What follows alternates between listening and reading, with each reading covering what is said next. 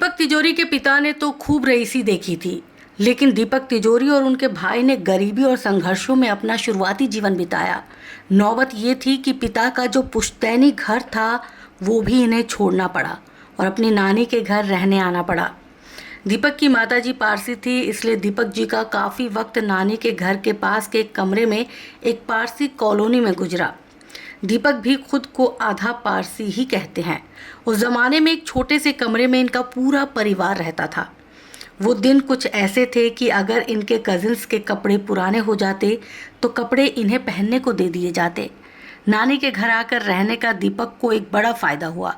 चूँकि नानी का घर जुहू में मौजूद एक पारसी कॉलोनी में था, तो वहाँ आसपास ही बहुत से फिल्म स्टार्स के घर भी थे। उसी माहौल ने दीपक तिजोरी को फिल्मी दुनिया की तरफ आकर्षित किया। फिल्मी दुनिया की तरफ आकर्षित होने की एक और वजह भी दीपक तिजोरी के पास थी, और वो थी इनकी माताजी। दीपक तिजोरी की माँ एक ज़माने में रेडियो में काम करती थी और वो सुनील दत्त साहब के साथ कई रेडियो नाटकों में काम कर चुकी थी, इसलिए उनकी थोड़ी बहुत जानकारी फिल्म इंडस्ट्री के कुछ लोगों से थी। माँ हमेशा से चाहती तो थी कि उनके तीनों बेटों में से कोई एक फिल्मी दुनिया में जाए, लेकिन चूंकि उनकी हैसियत बहुत ख़ास नहीं थी तो उन्हें उम्मीद नहीं थी कि ऐसा कभी कुछ हो पाएगा। मगर उनके बेटे दीपक ने उनका वो अधूरा और धुंधला सा ख्वाब पूरा कर दिया। दीपक तिजोरी ने नरसी मोंजी कॉलेज से कॉमर्स में ग्रेजुएशन किया था। उस कॉलेज का एक थिएटर ग्रुप भी हुआ करता था। दीपक भी उस थिएटर ग्रुप से जुड़ गए। कॉलेज में परेश रावल इनके सीनियर थे, जबकि आमिर खान इनके जूनियर थे। दीपक कॉलेज में अपने डांस के लिए बहुत मशहूर थे और डांस ने ही इन्हें कॉलेज की ड्रामा सोसाइटी से जुड़ने का मौका दिया था। एक दिन एक इंटर कॉलेजिएट ड्रामा कंपटीशन में दीपक तिजोरी ने भी एक अवार्ड जीता और दीपक तिजोरी को वो अवार्ड सुनील दत्त साहब ने अपने हाथों से दिया।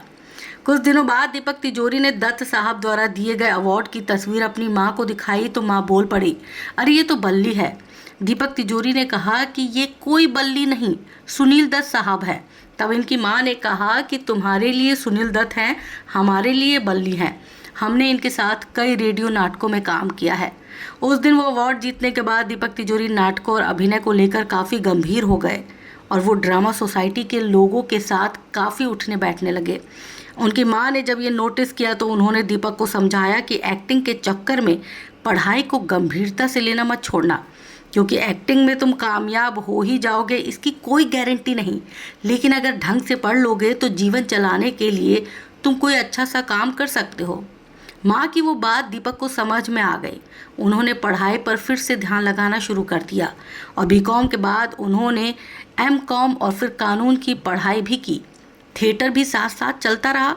चूँकि दीपक के घर की माली हालत बहुत अच्छी नहीं थी तो पढ़ाई के साथ साथ ही वो कोई ना कोई काम करते रहते थे। एक दफ़ा उनकी नौकरी मुंबई के सी रॉक होटल में बतौर रिसेप्शनिस्ट लगी। उस होटल में फिल्मी दुनिया की हस्तियों की खूब आना जाना होता था। उन्हें देखकर दीपक को लगता था कि काश वो भी किसी दिन इनके जैसा फिल्म स्टार बने और वो भी ऐसे ही बतौर गेस्ट इस होटल में आए। दीपक तिजोरी ने सीने ब्लिट्स मैगजीन के मार्केटिंग डिपार्टमेंट में भी नौकरी की। उनका काम था मैगजीन के लिए विज्ञापन लेकर आना। एक दिन दीपक विज्ञापन की बात करने एक एड एजेंसी में गए थे। जब इनकी पर्सनैलिटी से प्रभावित होकर उन्हें एक एड में काम करने का मौका दिया।